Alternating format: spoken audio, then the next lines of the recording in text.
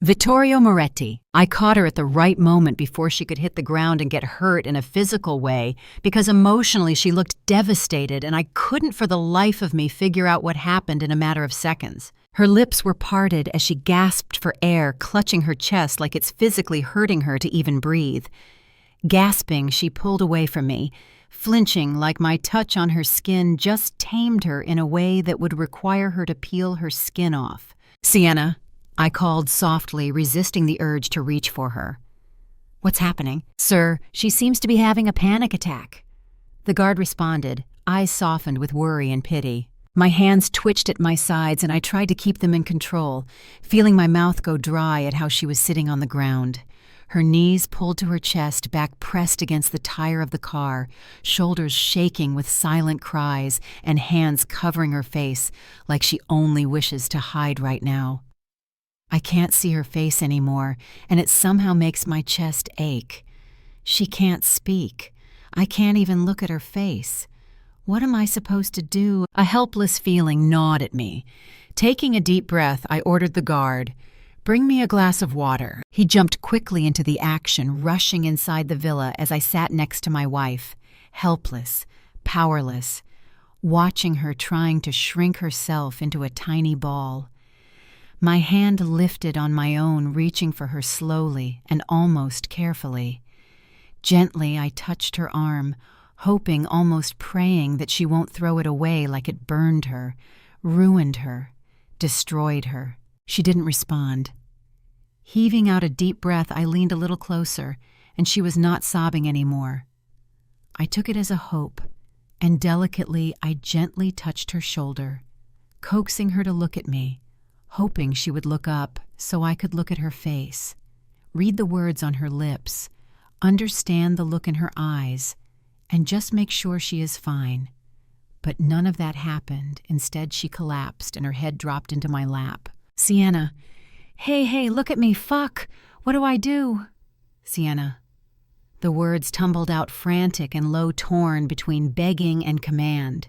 My hands hovered useless, then finally moved, cradling her face like it was made of glass. I couldn't understand what was happening, but a sick feeling twisted low in my gut. Was it something I said? Something about dinner? But she looked fine just minutes ago. Did I miss something? "Sir, water." The guard returned, holding the glass towards me. "Fuck, she's unconscious," I exclaimed, feeling my own heartbeat rising as I picked her up in my arms, carrying her inside the villa. Her body was so fragile and calm in my arms that it almost made my knees give up on me. "Call a fucking doctor," I snapped, charging into the villa. "Oh my God," I heard someone gasp before the sound of heels ticking against the floor followed it. And the next moment my mother was standing in front of me looking down at my wife, who now laid unconscious on the couch with heavy breathing and worry evident on her face. "What happened, Rio? Why are you sweating? Is she okay?"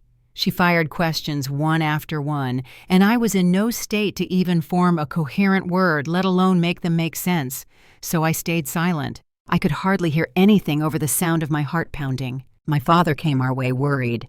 "What the fuck is going on?" "Sprinkle some water on her face, darling," Mom suggested, her voice laced with a mix of calm and worry. Swallowing a lump in my throat, I nodded. Taking the glass from the table, I dipped my hand in it and sprinkled some of it on her face. Her lashes fluted and some of the life returned to my veins, almost like I was rewarded with an extra heartbeat, an extra second of life. "Try again," Mom whispered. I obeyed. This time her eyes fluttered open slowly. She squinted, trying to adjust with the harsh light. Her lips parted, like she was trying to say something, but a second later, she clamped them shut. Like reality just dawned upon her. Just at the same moment, her eyes widened in shock, and she sat up on the couch, avoiding meeting anyone's eyes. I scooted close to her, but still maintained some space. "Are you okay?" She nodded without looking at me. "Do you need anything?" She shook her head in no, still not looking. "Water." She shook her head. "For fuck's sake, just look at me, Sienna, please." "Honey, why don't you take her to your room and make sure she is all right?" Mom suggested, like she heard the unsaid. I nodded and almost reached for her again to pick her up, but stopped and instead extended my hand towards her. Hesitantly, she placed it in mine, and I clutched it. hold it like it might be the only thing anchoring me, the only thing assuring me that she is fine. Comparatively fine. Once we were in my room, I moved to close the door, but she held my wrist and shook her head, still looking down. My chest aches. My head hurts. And every inch of my body feels like someone drained me out of energy with a straw. "Look at me, Sienna," I said. My voice came out desperate, firm. Her hold on me loosened slightly, and I stopped myself from latching on it before it could slip off mine. "Please," I added softly, almost pleadingly. That seemed to work, because languidly she lifted her head up. My breath turned shallow when I saw fresh tears brimming at the corners of her eyes. Her lower lip wobbled, and the sight somehow seemed to feel like someone was poking needles on my chest, slow and painful.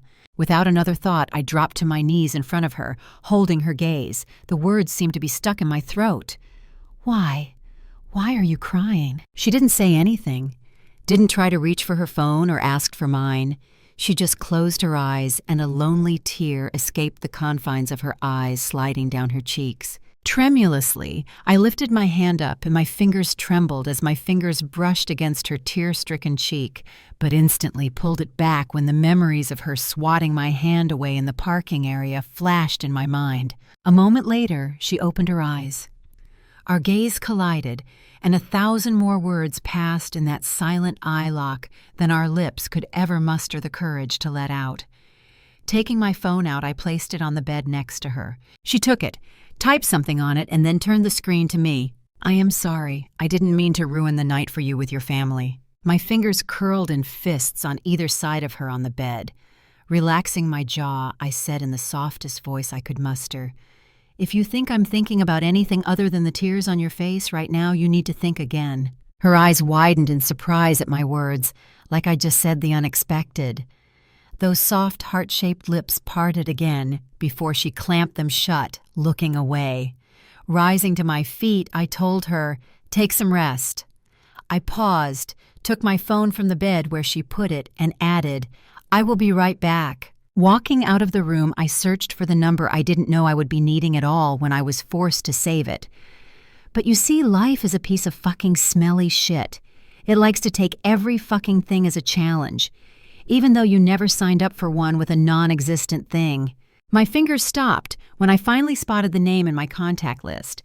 I was starting to think I burned it digitally, but before I could dial it, my phone buzzed and the called ID flashed the same name I was searching for. "Speak of the devil." I answered the call. "Well, hello, Livia. I am coming to Italy tomorrow," she announced, "to spend some time with my sister." I hummed. "I will be waiting." "I smell something suspicious." I heard the suspicion in her voice. "And I believe we have something important to discuss." With that, I hung up and slipped the phone in the pocket of my pants. "It's about time that I find out what is the story of Sienna Moretti. Rio, the doctor, is here," Mom announced upon spotting me. I nodded, heading back to my wife. "Sienna Moretti. I'm wearing this lilac satin slip dress that hugs my body just right. The fabric is smooth and soft, with a slight sheen that catches the light whenever I move. The neckline is a subtle cowl, nothing too dramatic, but just enough to give it a delicate feminine touch. The straps are thin, barely there, so I paired it with a couple of layered necklaces to keep it minimal but not plain. It's simple, but it makes me feel effortlessly pretty and a little nervous. Going out in the real world always does that to me, but when Livia puts her mind to something, it is impossible to get her to change her mind. And since I'm so happy to have her here, I decided to do this for one night for her sake. Maybe it will keep me from going crazy over a certain pair of blue eyes haunting me with each flash of it. "Fuck, sigh, I would have married you if we weren't related." She exaggerated, her hands resting on my shoulder as she looked at me through the mirror. I smiled, amused, and signed, "I am married." I reminded her, showing the diamond ring on my ring finger. "Vittorio is one lucky bitch," she muttered, and I gasped at her foul vocabulary. While I had always been the water calm and adjusting, Livia is the complete opposite. She is fiery, and destructive, but somehow we fit together. Before I could say something about her bad habit of including 10 curse words in a 5-word sentence, her phone buzzed and she took it out, checking the screen. "Come on, the cab is here." But I have to let Vittorio know. I signed searching for my phone. Livia rolled her eyes. Just grab your purse. I will let him know. I nodded and followed after her with my purse, not before locking the door behind me. Swallowing a lump in my throat, I slid in the back seat of the cab with Livia. My grip tightened on the purse as the anxiety started to settle in. The breeze rushing past us was not calming, but a reminder of how far we were getting from the home. Home. I didn't realize when I started referring to his place as home. But he makes me believe it. He makes it easier to call it home. So I do that. Livia arrived at home a few hours after Vittorio left for work. I wanted to let him know so he wouldn't be taken back by her surprise visit, but turned out he already knew. Livia told me. I wonder why he didn't tell me. Maybe because I was a mess. Maybe because I could hardly keep myself from collapsing because of the flash of a pair of blue eyes only. Or maybe because the one thing I wanted to do right for him turned out to be the most disastrous. My stomach turned in knots as the flashes of those same blue eyes returns, which once looked me dead in the eyes as they tormented my life. I took a deep breath and tried to focus on something else. It can't be him. There is no way that God would be so cruel to send him back in my life to remind me of my cruelty, of my selfishness, of my sins.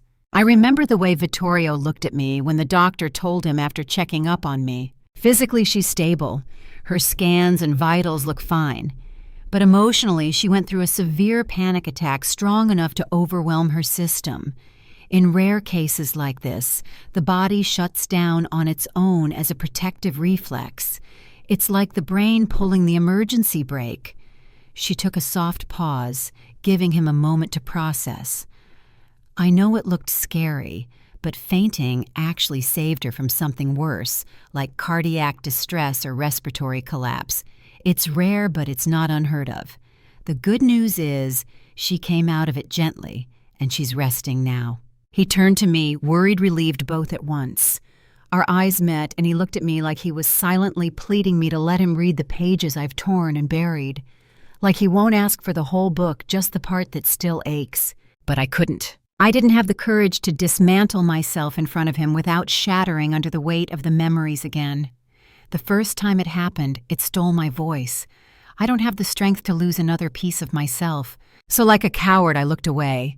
And I saw the disappointment flicker across his face like a dying match. I snapped back to reality when the cab came to a pause. Stepping out with Livia, I released a deep breath and forced a smile on my face. I have heard this is the best one here, Livia told me, but I could hardly focus on anything when my heart was racing faster than a sports car. Let's go in, I nodded in response. Livia interlinked her hand with mine as we passed the security checks before entering the crowded place, a dimly lit place. Wherever I looked, people were drinking, dancing, kissing, and grinding, which is a good thing for a club, but it only heightened my anxiety. I swallowed something invisible and clutched on Livia's arm. Let's go over there and have some drinks.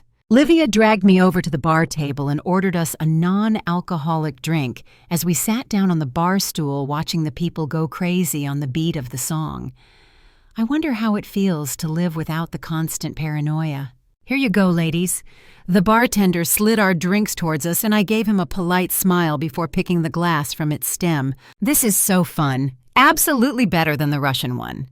Livia mumbled, mesmerized by the beauty of a club I cannot seem to understand. We sat together for a few minutes, sipping our drinks and observing the people when a guy approached Livia with a charming smile. My guards instantly went up, but unlike me, Livia relaxed in her seat and let a flirtatious smile curve on her lips. I watched him murmur something in her ear. She laughed, and just like that, they were friends.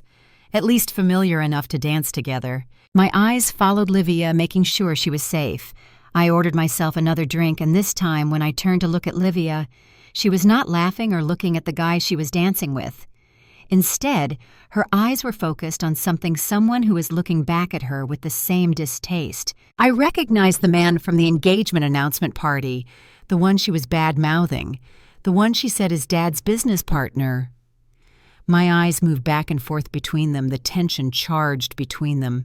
The bartender slid my drink on the counter, and I took it without taking my eyes off them. There is something so loud, yet so silent between them that can be felt from miles away. But I am forced to think, if I am overthinking, when Livia turns her focus to the man and the business partner looks away, like her sight alone puts him in a sour mood. "Let's dance, darling," a man said to me, snapping me out of my thoughts. Startled, I looked at him. His eyes swept over me with a look in his eyes which unsettled me. Yet forcing a smile on my face, I shook my head, trying to decline the offer politely. He stepped closer, closer than I preferred, and my heart rate picked up. "Come on, it will be fun," he suggested, licking his lips. I leaned back, looking around for help, shaking my head. "Come on now," he whined. "Don't play hard to get." Turning his focus to the bartender, he asked, "You sure you put that there in the drink?" From the corner of my eyes, I saw the bartender nod, and my eyes widened in shock as I realized that they must have spiked my drink when I was busy figuring out the tension between Livia and the business partner. My stomach twisted in knots, and a sickening feeling rose in my guts. The man smirked and reached forward to grab my arm, but just in time a hand shot out, grabbing his wrist, stopping him. My eyes followed the veiny hand before they fell on him. Vittorio. His eyes were blazing with fire, jaw set in a hard line, and the veins in his head flexed when he twisted the man's arm, bringing his mouth closer to the screaming man's ear. "Touch her," he whispered, voice low and dangerous like venom-laced silk, "and I'll carve your hand off before you beg for mercy." His voice was calm, too calm. The kind that makes your bones ache because you know it's holding back a hurricane. His eyes flickered to mine for a brief second before he pushed the man down on the floor and punched him right in the face. My head felt dizzy. I am not sure if it's the blood or the alcohol. I clutched the bar table to keep myself steady as my vision started blurring, but I could hear Vittorio showering punches on the man. Sigh. Someone tapped my cheeks, but I cannot understand who. Sienna. More tapping. Fuck, Sienna. Someone called my name in a slightly louder voice, and I squinted my eyes, feeling my head throb with pain and bile rising in my throat. If I wasn't sitting on a stool, I might have collapsed to the floor. What's happening to me? It was like drowning in air lungs full, yet I couldn't breathe. Every sound came from underwater, every movement was syrup slow. There was a little shuffling around me before a warm hand wrapped around my shoulders, calling my name softly. Sienna. I have heard it before.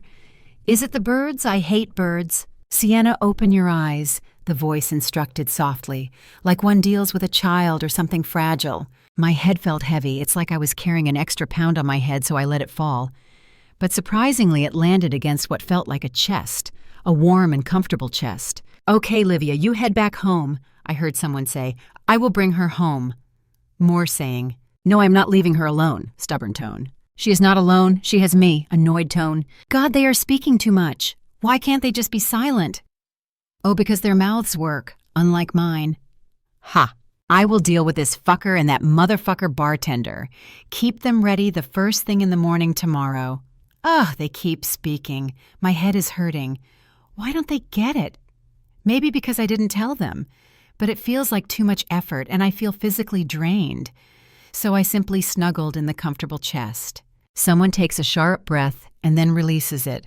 When the chest under my head contracts and swells at the same time, I realize it's him. What was his name? Vittorio. Yeah, Vittorio, my husband. As the realization sank deeper, I wrapped my arms around his torso and snuggled in his chest to hide from the loud music, voices, and harsh lights. The arm around my shoulders dropped and his chest didn't move, almost like he stopped breathing. Ha! Silly observation. Vittorio Moretti. Finding my wife in one of the most crowded and appreciated clubs owned by Lorenzo was the last thing I expected. But there she was, clad in a lilac silk outfit with thin straps. The fabric clung around her body like a sin dipped in moonlight, every inch dripping with innocence, every inch laced with an unspoken sin. She tucked a strand of her hair behind her ear and took a sip of her drink, keeping her eyes on her sister. Tugging at the hem of her dress, she shifted in her seat. Crowded places are not her cup of tea, but I am glad that she is making an exception, even if for her sister. Sometimes getting out of those four walls and experiencing the outer world is good for her. Though my thoughts were changed soon, when I saw a man approaching her, he stood a little too close, spoke a little too much, making her uncomfortable. "Ah, I guess you would want to interfere." I heard Kellen speak, but I was already marching out of the lounge, heading downstairs to deal with the piece of shit. "You sure you put that there in the drink?" I heard the fucker ask the waiter, and my eyes blazed as my veins burned with rage. Fuck, did he spike her drink? "Hey, Kerr?" He reached for her. I didn't even think. My hand shot out and caught his wrist, midair, tight, unrelenting. A second slower, and his filthy fingers would have grazed her. "Touch her," I whispered, my voice low venom-laced silk, "and I'll carve your hand off before you beg for mercy." His eyes widened just as I twisted his arm behind his back, forcing him down with a bone-popping snap. He grunted, tried to squirm free, but I shoved him hard into the wall, the thud echoing like a warning bell. And then I hit him. Once. Twice. A third time just to make sure his nose would remember me. His friend lunged forward and I turned ready. Then I heard Livia cursing, worrying and panicking. Fuck Sienna. Sienna swayed where she sat on the stool, her lips parted soundlessly, her lashes fluttering like a dying flame. In the blink of an eye, I was next to her. "Sienna," I called gently. "Sienna, open your eyes," I instructed, keeping my tone low and soft. But she didn't respond. Her eyelids looked drowsy, and the next thing I know, her head landed against my chest, locking my ribs. Composing myself, I exhaled and told Livia, "Okay, Livia, you head back home. I will bring her home." There is no way I can handle Sienna around her sister when even a mere touch is making me lose my fucking breath. Literally. "No, I am not leaving her alone," she announced, eyebrows pinned together in concern as she observed her sister's state.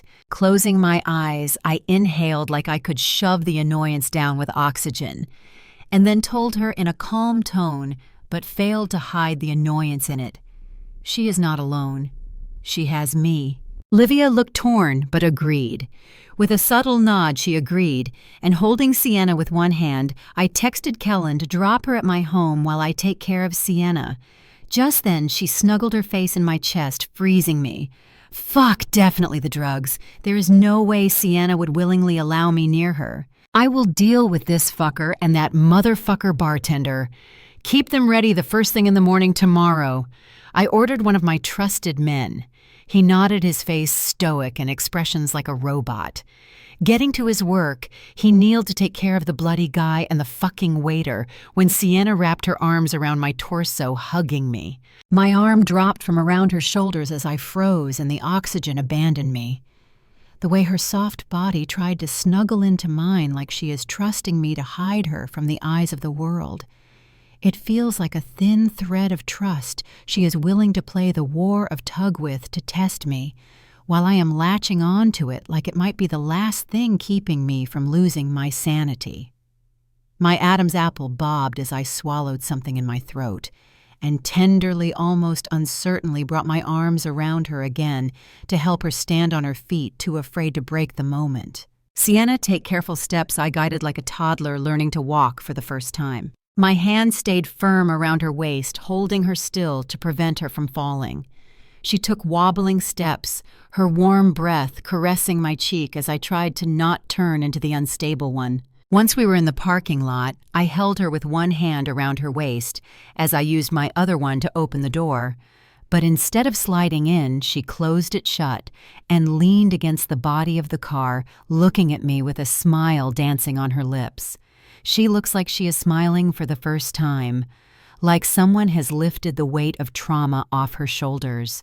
"Shall we go, Sienna?" I asked politely, growing uncomfortable under her gaze, the way she observes my face, like she sees something different than the rest of the people. She shook her head with her chin high. I nodded obediently. "Just tell me when you were ready to head back home," I murmured, feeling my mouth drying as a ball of emotion swirled in my chest, threatening to burst. Nodding to myself, I stood tall as she stayed in the same position, not taking her eyes off me.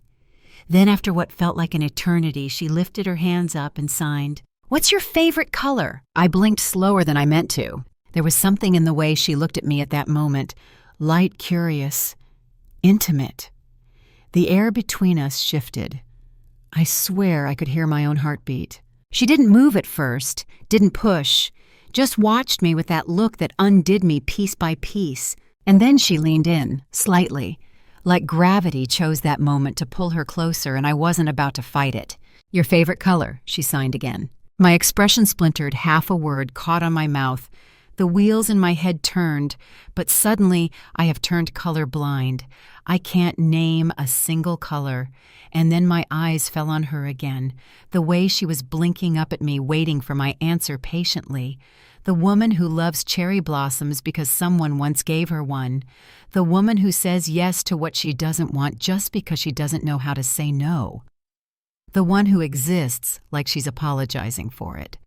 And before I could think, the word slipped past my lips. Lilac. A moment of déjà vu hit me. "What's your favorite color?" "Lilac." "Yes, it's a color, a lighter, softer shade of purple. Soft and quiet." Her face twisted in confusion, lips turned in a pout as she signed, asking why. "Because it reminds me of you." Once again the words slipped past my lips like I have lost the nerve which connects my brain and mouth. Or maybe it's the way Sienna is looking at me, hypnotizing her way with those beautiful dark eyes adorned with thick lashes to get the answer out of me. Her smile stretched, and the blood rushed to her cheeks, turning them a light shade of pink, as her eyes twinkled with a hint of fondness and contentment. My heartbeat picked up, and something seemed to be swelling in my chest because I felt full in a strange way, in a strangely good way. "Why didn't you tell me you know sign language?" she asked, signing with her hands quite faster than I could catch up. But I managed. I shook my head I didn't. She frowned confused. "I have been learning it for the past few weeks," I explained to her gently. "The moment feels too surreal to be mine. A moment as serene and content as this feels like it does not belong to me. It feels like God made a mistake with my life book. So I stand still, afraid to move, afraid to lose this. Whatever this is." Her eyes softened, her mouth opened, but no words made it past. In her eyes the question shone, and the next moment the answer too. Yet she asked me anyway, like she needed to hear it from me, to make herself believe that it is true. "Why?" "For you," I replied without missing a beat. She smiled wider, and I felt my chest expand. The one which makes her eyes smile too, where no one is around, where I can be certain that I am the reason for her smiles, that I made her smile, that those smiles were for me. I never knew I was territorial until I witnessed the way Sienna smiles at me. She pushed herself off the car's body and stood straight toe to toe. The pointed edge of her heel kissed the leather of my shoes. She lifted her chin up, and I looked down, like I cannot physically face the other way when her eyes are on me.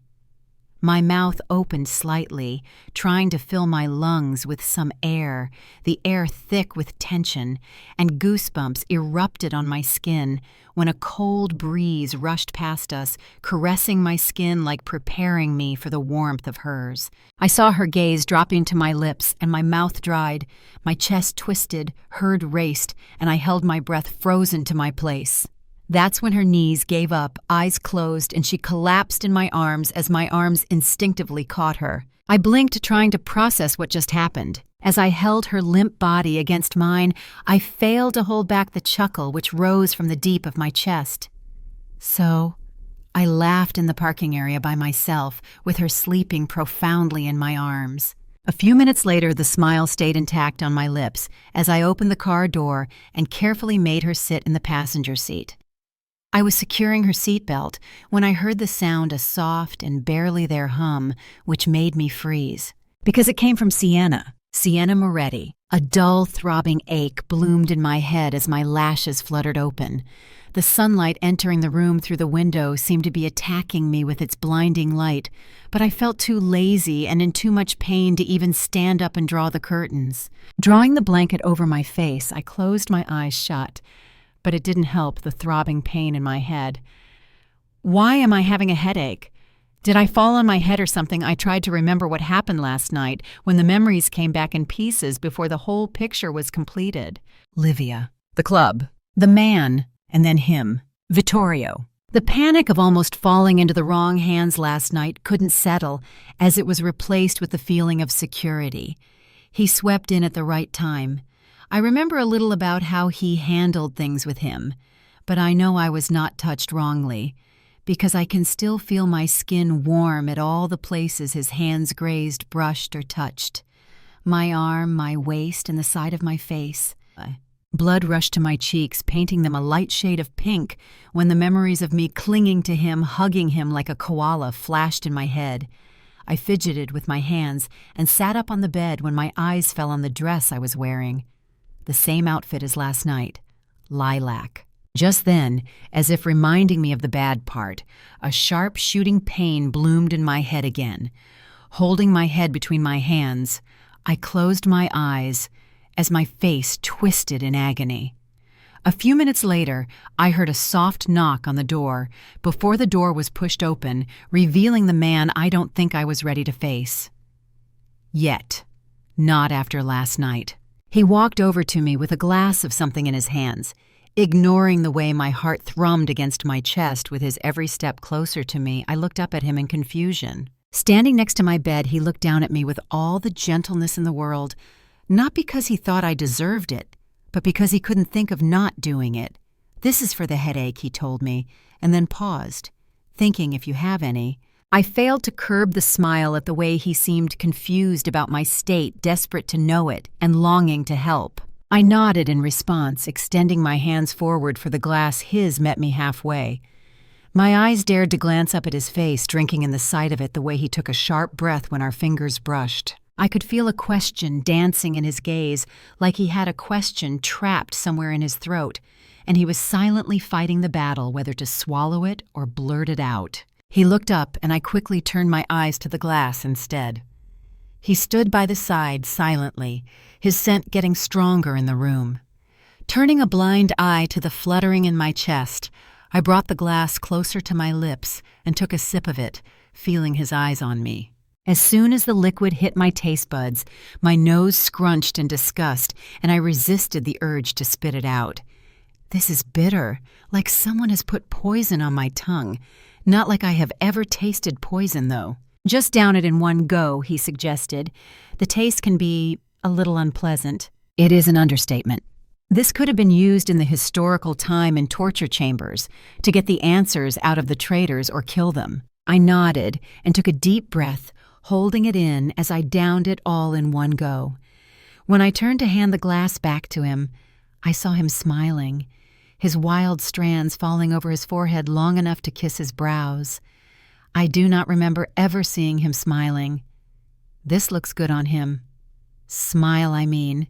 He took the glass from me and headed towards the door when a memory from last night danced in front of my eyes, his words echoing in my head like it was something precious, something meant to be saved in a treasurable part of the memory.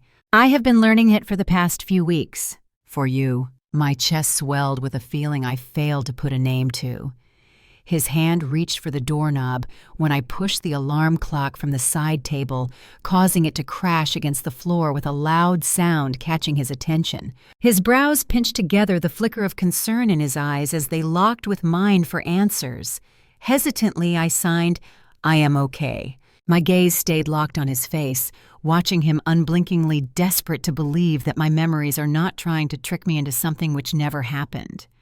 Vittorio has been actually learning sign language, for me. Relief washed over his face, and he nodded, understanding me before he walked out of the doors, leaving me breathless. Vittorio has been learning sign language, for me. Not because someone asked him to, not because he had to, but because he wanted to.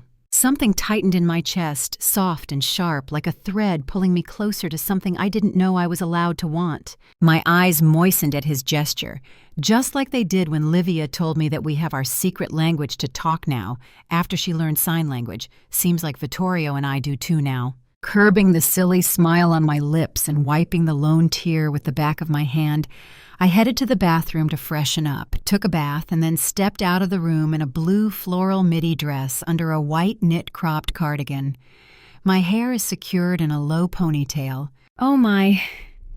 Livia was the first one to comment from the couch she was sprawled on with a cup of coffee in her hands, her eyes moving over me before returning to my face. "You look so fucking pretty." I smiled at her, and my eyes traveled to Vittorio, hopefully and patiently waiting for his attention. But his eyes didn't waver from the frying pan like he is creating the eighth wonder of the world.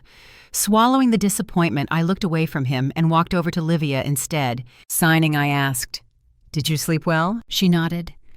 "Yeah." For a moment she hesitated, and then signed again, her facial expression serious. "I am sorry for last night." I frowned. If I would have been a little careful, nothing like that would have happened. She signed, her lips pressed in a thin line. I took her hand between mine, caressing it. "It wasn't your fault, Liv. Remember we decided on being sisters and best friends, not each other's caretaker or babysitters." "I know, but—" She sighed. "I feel like I was stupid. I should have been more careful. Shouldn't have left you alone. If it was anyone's fault, it was mine." I signed back. "I should have been careful with my drinks and the people around me." She scowled. "Shut up. It isn't your fault that there are people on Earth who escaped from the devil's cage." "Well, it isn't your fault either now, is it?" I smiled, trying to lighten the tension. She finally gave me one relieved smile. "I love you, Sai." She admitted out loud and pulled me in for a hug. Smiling, I hugged her back when I felt a pair of eyes at the back of my head, and I knew to whom this warmth belonged to. I held on to Livia tighter, trying to pretend that my heart wasn't beating, like it would come out when the sound of an utensil crashing against the floor forcing us to pull apart and look his way. A frying pan was lying on the floor, and he stood next to it, unapologetic. My attention returned to him, and I frowned at him in question. He shrugged, not meeting my eyes. It fell. My eyes moved back and forth between him and the fallen frying pan suspiciously. "Right, and I suppose the pan walked off the stove all by itself." "Vittorio Moretti. Sienna can speak. At least that's what I think from the humming. But I don't know how to bring it up. Every time she walks past me, I forget what I wanted to say. Maybe it's the way her lips part, when our eyes locks like she's about to speak but never does. Lately, I can't stop watching her mouth. It's getting weird, even for me." "You are crazy," Rowan said, inspecting the cut on my lower lip. I rolled my eyes. "I would appreciate a little distance. I only allow my wife to get this close to me." He grinned, wiggling his brows mischievously. "Does my proximity makes you nervous?" I pushed him away, wincing at the burn in the cut, more like sick. Buttoning my shirt, I exited the space, heading to the parking and driving back to home where my wife must be waiting for me. And that clingy niece of hers, Livia, probably wrapped around her leg like a human-sized leech again. I am hoping that little nuisance would be asleep too. I am starting to get annoyed by her presence. She takes up most of Sienna's time, always following her around, talking, hugging, and everything, while I stand in a corner like their slave, cooking, cleaning, and washing. 3 more days, and she will be gone. Which reminds me, I have to talk to her about Sienna's panic attack, and maybe I can bring up her mutism or selective mutism too. The elevator slid open, pulling me out of my thoughts, and I entered it. The door closed, and I tapped my foot against the floor impatiently. When the door opened on my floor, I wasted no time in reaching my door. Taking a deep breath, I composed myself and then ringed the doorbell, making sure that the cut on my lip would get her attention. I know I am pitiful. A second later, the door was pulled open by her, and she stood in the doorway wearing a chemise and robe silk set, stealing the air from my lungs. Her hair was left open, falling down her shoulders and reaching the middle of her waist. My eyes scanned her from bottom to top, and I gulped audibly. "You are hurt again," she signed, observing the cut on my lip from a distance. But I can hardly focus on anything when I can feel her gaze on my lips, and mine keeps dropping to hers. The air between us shifts, and it felt like the tension around us is coiling around my neck, like a noose, leaving me gasping for air. Scratching the back of my neck, I responded, "Couldn't help it." She sighed and then stepped aside, letting me in. I released a heavy breath when she was busy closing the door behind. "Is Livia asleep?" I asked, sitting down on the couch and stretching my neck. She answered with a nod. Lately, she has gotten comfortable in conversing with me through sign language, and I love it. Wait for me, I will bring the first aid, she informed, and I nodded. A minute later, she returned, her hair now twisted in a messy bun, as a few strands framed her pretty face. Setting the first aid box on the table behind her, she leaned a little closer and hesitantly yet gently gripped my chin, slightly lifting up my face. My breath hitched in my throat. She brought the bud dipped in antiseptic closer to the cut as my eyes stayed fixed on her face. Her brows pinched together in concentration as she got closer, angling her head to take a better look. Fuck! Fuck! Fuck! I can't breathe. Slowly her eyes turned to mine and she signed, "Are you okay?" Far from it, but I nod anyways. She nodded back and turned back to treating the cut. I winced as the antiseptic on my wound burned. She gave me an apologetic look and I shrugged, dismissing it.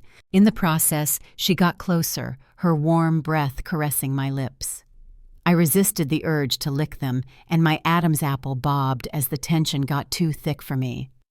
And reluctantly, my eyes traveled to her lips again. When she moved to take a step back, her balance wavered and my arm wrapped around her waist, instinctively catching her. She almost laid on top of me, our chests brushing together, and our eyes locked. The stars danced in her eyes. Her close proximity deprived me of oxygen, yet like a destructive man, I can't help but crave her more, even if it means destruction. My eyes dropped to her lips, and I quickly looked back up. Fuck, I need to get it under control. Then I noticed her gaze on my lips and my mouth went dry. Fuck, Sienna, don't do this to me, I silently pleaded. But then she started leaning closer as if trying to bring me to my doom, to my knees. My heartbeat spiked up and I held my breath, afraid that an inhale or exhale might break the moment. Her breath ghosted over my lips. My fingers tightened on her waist too hard. No, not hard enough. I couldn't move, couldn't speak. My chest ached with how still I was. Just one more inch. Sienna? I murmured softly, but my voice came out low and almost pleading. She met my eyes in question. I breathed heavily, panting like I have survived a marathon. Her skin feels warm under my hand, even though my hand is not directly in contact with her skin. The silk gets in between. Fuck, she is in silk, so close to me, almost a hairbreadth away from kissing me. The tension was so thick between us that it could be cut with a knife. But before she could close the distance between us and grant me the permission to lose my control, help me break free from the restraining chains, the sound of a doorknob twisting open cut through the silence, and Sienna instantly pulled back, startled. I closed my eyes and muttered a curse when Livia stepped out of her room yawning. "So you are still awake?" she asked, her gaze scrutinized as she conveniently ignored me. This little piece of nuisance have to go. She is like a koala, always clinging to Sienna. I refrained from banging my head in the nearby wall and watched Sienna scurry back to her room after answering back to Livia. She doesn't even look me one last time before disappearing behind the wooden door. "Good night, thug." She wished just to get on my nerves and quickly scurried back inside her room before I could throw a pillow or better vase at her. I slumped back on the couch and buried my face in my palms. Fucking hell, I need a cold shower. Sienna Moretti. Sometimes we step out of our comfort zones for the people we care about, not because our old shape was wrong, but because change is a part of love. A healthy relationship doesn't demand perfection. It asks for growth. And sometimes when you don't do it for yourself, someone steps in and becomes your reason to try. That's when Vittorio stepped in as my reason. This morning when he asked me join for a business party only if I was comfortable, I said yes. Not because I was comfortable, because I was stepping out of my comfort zone. For him. After the night when I almost kissed him, when the desire came so naturally to me that it surprised me as well. If Livia hadn't interrupted, I might have let the moment take me, let desire drown the doubt. Maybe that would have been a good thing, or a terrible one, I don't know. What I do know is we'd been pretending it never happened. But the lie slips every time our eyes meet. Every glance is a stutter. Every look drops to the other's lips like we're still asking the question we were too afraid to finish that night. Pushing these thoughts away, I slid a hand down the length of my body. hugging silk gown which was not tight enough to make breathing hard and not loose. A thin silver chain glinted at my neck, catching the light while diamond studs sparkled at my ears. After a long time of struggling, I twisted my hair in a low bun, letting a few wild strands to frame my face. I took a deep breath and glanced at my reflection one last time before stepping out. There they were, Vittorio and Livia, slumped on the couch as Livia tried explaining the plot of a romantic movie she was watching. "There is no plot, Livia. They are just jumping each other's every fucking second," he grumbled, annoyed. She spared a quick glance to the screen, smiling sadly before masking the look with a mischievous one. "I know, but this is hot." He didn't even look away from the screen. "No, this is unhealthy." And then he turned to her, adding, "And you need to upgrade your taste in romance." She scoffed, fully focusing on the screen ahead now. "As if you know anything about romance." He straightened, taking offense in her statement. "Excuse me." He paused. "I am married." She shrugged. "So are other million people." "Are you trying to say I am not romantic?" Livia only shrugged, giving an answer without saying anything. "God, this girl needs to stop provoking men." Vittorio started to say something, but I walked over to them, attracting their attention. Their conversation fell away the second they saw me. Livia's eyes shone with admiration as usual, while the way Vittorio's gaze swept over mine made my skin prickle with a tingling feeling. He took a deep breath and licked his lower lip, and my heart kicked in my chest. "Holy hell, you look like a blessing and sin wrapped in one," Livia commented, and a smile tugs at the corner of my lips. My eyes strayed back to Vittorio, waiting for his compliment, but he stood up and headed towards the kitchen instead. A minute later, he returned and smiling at me before whispering the words, "You look exactly as Livia defined." His words made the heat crawl to my neck as my head snapped to look him in the eyes. Dark, dangerous, desirable. "Livia, are you sure you don't want to go?" I signed to Livia one last time. She shook her head without glancing my way, far too invested in the movie to care. Sighing, I followed Vittorio's lead. Most of the evening went by in polite nods and tight smiles, one after the other, like a never-ending reel of scripted interactions. These kinds of gatherings always remind me why I avoid them. I don't know these people. I don't know what to say or how to pretend I care about conversations that feel like background noise. Faking interest is exhausting. Smiling when I don't mean it even more so. But tonight, I told myself I would try. For once, I wouldn't flinch when a stranger reached out for a handshake. I wouldn't recoil when someone leaned in too close. I'd be normal. Because this wasn't just his world anymore. It was slowly becoming mine, too. And I was tired of standing on the edges of things, especially when Vittorio kept standing close enough to make the whole room disappear. "Ah, what a pretty lady, Vittorio," a man exclaimed, a smile playing on his lips as his eyes remained on me. I forced a smile back, nodding in gratefulness of his appreciation. Vittorio stepped closer to me, the heat of his body seeping into mine from the part where we touched. My shoulder brushed against his arm. "Noah, meet my wife." Vittorio introduced the words set out with a hint of possession, claim, and warning. "May I get you a drink, Ms.?" He trailed off, waiting for me to introduce myself with my name. I looked at Vittorio cautiously. "Mrs. Moretti," he said, his jaw set in a hard line as his hand circled around my waist, pulling me flush to his side, surprising me. "Come on, Vittorio. We are in 21st century. Women aren't defined by their husband's surname anymore," he commented, but I was too busy staring at my husband's side profile to pay him any attention. The way his hand pressed into my lower back warmly, Vittorio clenched and unclenched his jaw, forcing a smile on his face. He said, "She's not defined by my name. She chose to take it, which I assume is something you're not familiar with people choosing you." He bit back, smiling with teeth. A smile curled onto my lips, and heat rushed to my cheeks, flaming them up. Noah's smile fell, and when he opened his mouth to say something, a man called his name. Sparing us a distasteful glance, he headed over to that man, leaving me with my husband alone. "What are we here for again?" I signed to him, suspecting that it had more to do with me than the business partner of anything else. He met my gaze. "Do you want the truth or lie?" "The truth." I wanted to spend some time with you, without your sister clinging to you like a koala. He answered just like that, holding my gaze like he would say it 100 more times without hesitancy. I opened my mouth and then clamped it shut, processing his words and overcoming the surprise of it. Before I signed to him, "You wanted to spend time with me." My brows raised in anticipation. He leaned closer, our faces inches apart and eyes locked. "Yes, Sienna, I wanted to spend some time with my wife. Is it so hard to believe?" I shook my head slowly, lost in the depth of his eyes when my eyes dropped to his lips and the thoughts of what could have been resurfaced. "Don't look at me like that," he said, his voice soft and thick with something I understand but cannot put a name to. I swallowed, holding my ground, and his gaze I signed, "Like what?" "Like you want to finish what you started 2 nights ago."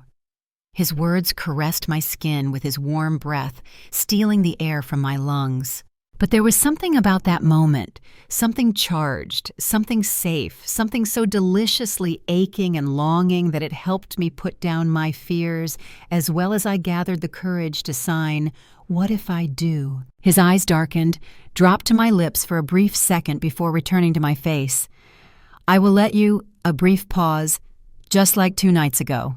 It was in that moment that the tension between us felt charged, drawing us closer, our breath mingling together, faces inches apart and lips parting for something unsaid yet loud. "Am I interrupting something?" A voice reached us, startling me as I flinched on my place, taking steps back. I can hear my heart pounding in my ears as I forced a smile on my face, feeling my cheeks burning. "Motherfucker," I heard Vittorio mutter under his breath, loud enough that I am certain even his friend heard it. "I thought I would just come up and say hi," he explained, looking confusingly between the two of us. Vittorio glared at him. "I would have survived without it just fine, Rowan." He retorted sarcastically, and I felt bad for his friend who was just trying to be nice and polite. Rowan rolled his eyes. "Whatever, asshole. I was heading home anyways," he told us before walking over towards the exit. "So are we," Vittorio responded, looking annoyed. Once Rowan was gone, Vittorio turned to me, asking me in a soft voice, "Are we?" I failed to hold back the smile which curved onto my lips and answered with a simple nod. The drive to the house was filled with the kind of silence which felt like the beginning of something. I avoided looking at him as the memories of us almost kissing again in the middle of an ongoing party flashed in my head. God, I need to get a grip. Since when did the thought of kissing someone start to excite me? Since when did I become so comfortable with my own desire? Since when did I even start having them? It feels unfamiliar, but not wrong, like something shifting inside me, a change, not just for him, but maybe finally for me. Stepping in the house, we looked at each other like we had so much to say. We did, but instead we wished each other good night like cowards and retired to our respective rooms. The house was dead silent, which means that Livia must be asleep as well. Upon closing the door of my room, I stood in front of the mirror, taking the pins out from my hair and letting them fall freely down my shoulders. I moved to take the makeup off when an urgent knock appeared on the door. Frowning, I walked over and opened it, revealing none other than Vittorio. My frown deepened in question. "Fuck!" he muttered under his breath, running a hand through his hair. Hey, he said, voice rough, then blinked. "No fuck, not hey shit." I raised an eyebrow, confused and lost. He ran a hand through his hair again, then down his face. "Okay, look, I know it's late, and I'm probably coming off like a complete idiot, which is fine and embarrassing at the same time, but I couldn't let it be one of those almost moments. That's driving me fucking insane." I blinked. He took a breath, sighing, his shoulders slumped like he is on the verge of pleading. "I mean, Jesus, Sienna, do you have any idea how hard it is to be around you all day, watching you be all you, and act like I'm not 2 seconds away from losing my goddamn mind every time you so much as look at me?" I didn't let him finish. I couldn't. I closed the space between us and pressed my lips to his, silencing the storm with a kiss so soft, so sure, it knocked the breath from both our lungs. Vittorio Moretti. When her lips gently pressed against mine, I froze. My bones turned to ice, melting slowly as her warmth seeped in my body. My heartbeat picked up. My whole body felt in the air, and I felt like the life might slip out of my grasp right now, and I won't even try to hold it because it would mean parting from Sienna. When she moved a step back, my hand instinctively circled around her waist, quickly pulling her pressed against my chest. Without opening my eyes, I moved my lips against hers. Her hands came to rest on my shoulders for support, and my free hand cupped the nape of her neck, angling our heads and deepening the kiss. She let me. My fingers threaded in her soft, silky, and dark hair, and the world seemed to blur around us, if it even existed at that moment. The rush of a maddening feeling in my veins made me high, like I just injected a deadly amount of drugs in my veins. We pulled back after a minute, our foreheads resting against each other's chest, heaving up and down with each inhale and exhale.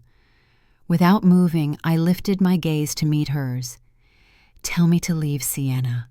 Her eyes flitted up to mine, big, round, and innocent, as she innocently licked her bottom lip before signing, "You don't have to." She flushed her cheeks, turning a dark shade of red.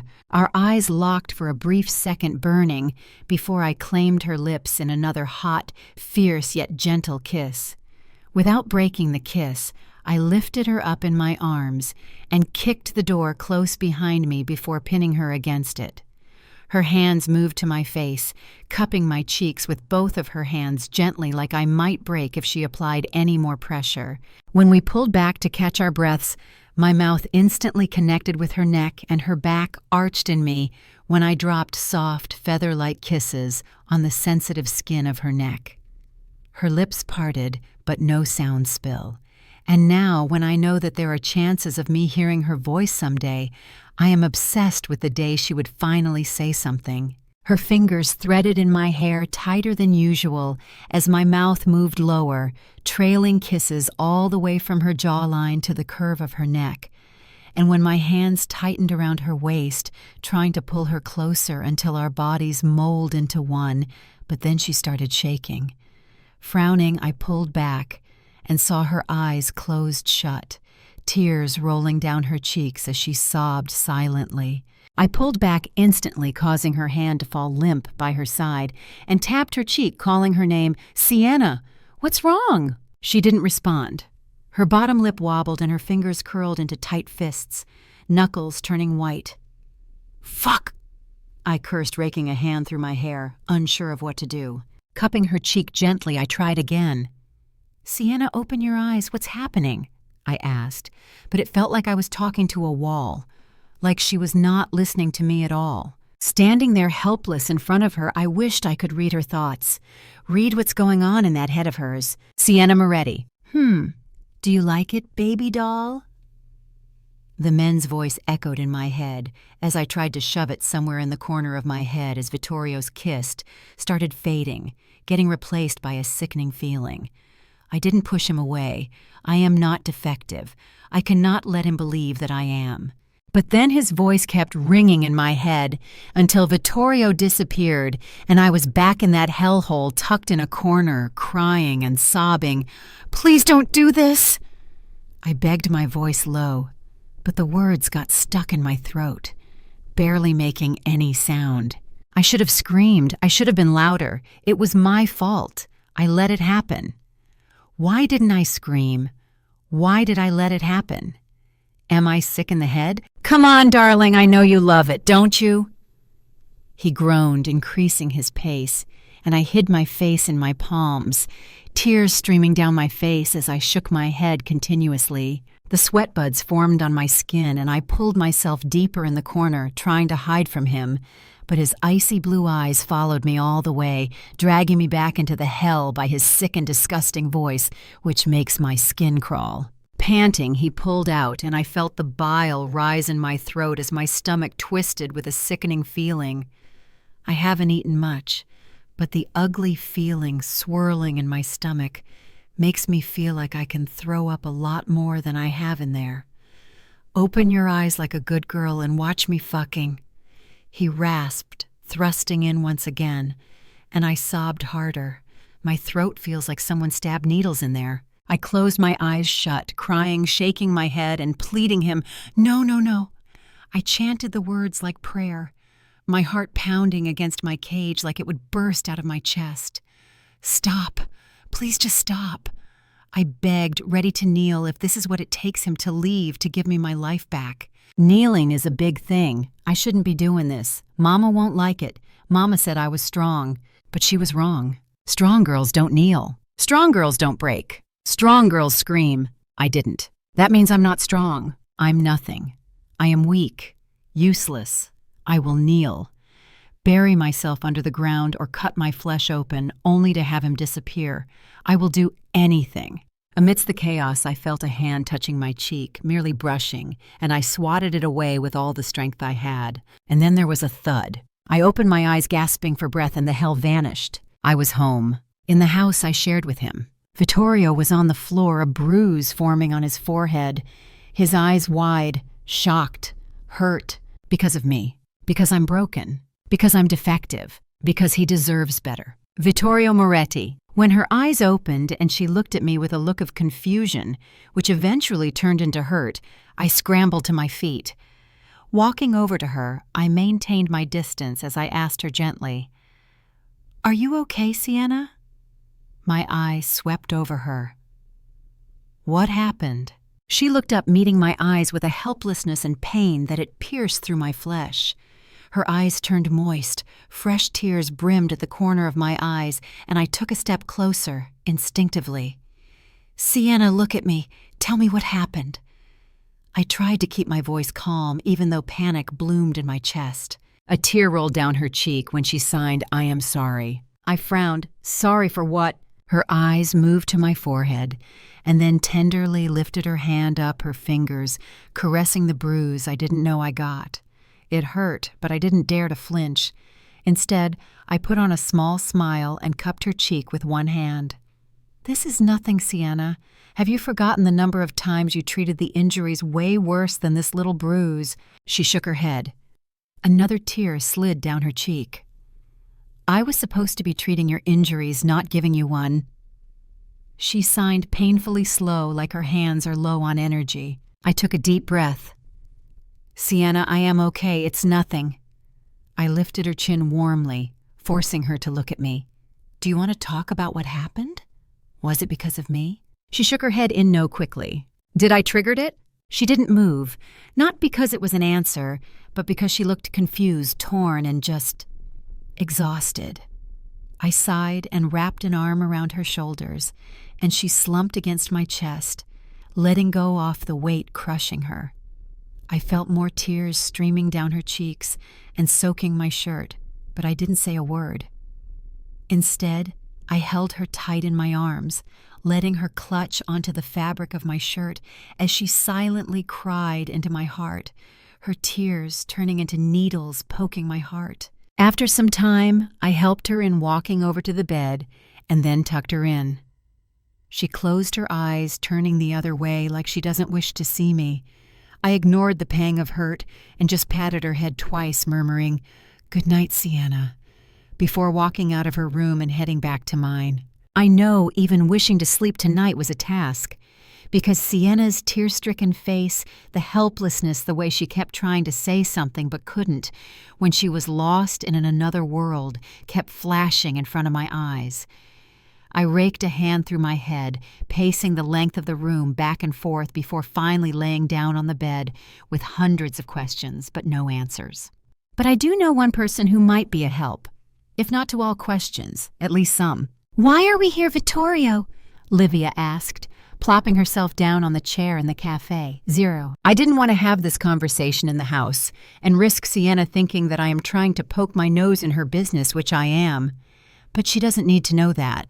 And I need to know what she needs help with so I can help her get better, not trigger it every time I get closer to her. Sometimes it doesn't even require my proximity, like the dinner night at my parents' home. I need to know something about Sienna," I said, coming straight to the point. She arched a suspicious brow. "And you couldn't ask to Sienna herself?" "If I could, I wouldn't be dealing with these investigation kind of questions," I responded flatly. She scowled. "You are grumpy in her absence." "I do not see the reason to smile when she is not around."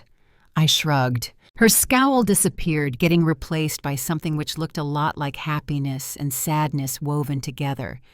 But I am neither her sister nor girlfriend, hence it is not my business. Resting my forearm on the table, I leaned forward. Why did your parents adopt Sienna? Why do you want to know? She cocked a questioning eyebrow. Fuck! It is impossible to get this woman to answer one simple question without her firing two back. I took a deep breath to calm myself, because I'm curious about my wife. She shrugged, like answering it would do no harm to anyone. They were struggling to have child. Mom and Dad thought they might never have children, so they adopted Sienna, a mute child. I didn't mean to come out offensive, just trying to get some answers without getting her suspicious that I'm onto something. She scowled, pinning me with a hard glare. Are you looking down on my sister because she can't speak? No, I am just curious, as of why did they choose Sienna? Mom felt a connection with her. She responded and then glared at me again. Also, Sienna was not nonverbal from birth. She has traumatic mutism. I tried not to let the expression show on my face that I had a hunch. Feigning innocence, I said, traumatic mutism. She nodded. Yeah, it is when a person suffers from a traumatic incident, which causes them to accept mutism rather than talk about it. I hummed, processing the information, even though I read all about permanent mutism, selective mutism, and traumatic mutism the same night when Sienna hummed to me for the first time. So did you guys try anything like a psychologist or anything? I asked. She leaned back in her seat, as if remembering the defeat. We did. But even after months of therapy, there was no improvement. Sighing, she continued. So after some time she stopped. The psychologist said not to push her as it would only worsen the case. I nodded, lost in my thoughts. I tried, you know, she mumbled, smiling sadly, to make her speak. I had learnt sign language for her. I fucking love my sister. She took a pause, smiling, turned sadder. And I hate that there is a part of her she would rather keep buried than share it with me. I sat silently awkward with the kind of conversation she was getting into. I am not the right person. I don't know the right thing to say, so I chose to not say anything at all. Anyways, why are you asking these questions to me instead of she asked, raising a suspicious brow at me. I took out some dollar bills and placed them on the table under the vase. Rising from the chair, I shot her a grin. Wouldn't you like to know? Having said that, I walked out of the cafe, exiting before she could throw something at me. Now, after this brief conversation with Livia, I have something. Not much, but still better than nothing. After getting some work done for Lorenzo, I headed back to my house. Ringing the doorbell, I waited patiently, the key of my apartment burning a hole in the pocket of my pants. But I don't use it. I waited for her, holding my breath, heart on my sleeve, to be smiled at, to be welcomed with her warm smile. Finally, the door was pulled open, but Livia stood in front of me. The hope blooming in my chest deflated, and my expressions fell. Whoa, ouch, she commented, stepping aside as I entered the house, my eyes roaming around searching for her.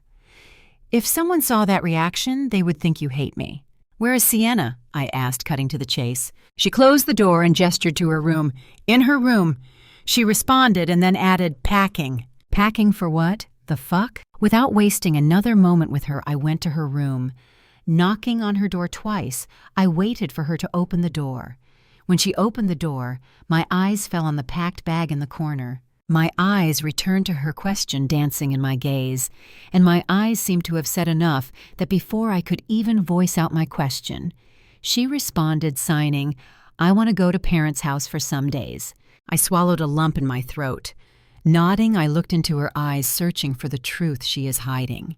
Can you please pack mine as well? I requested gently. Her brows pinched together in question, yet I waited for her to ask.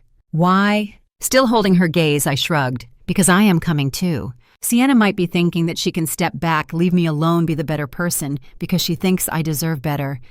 But she doesn't realize that I just need her.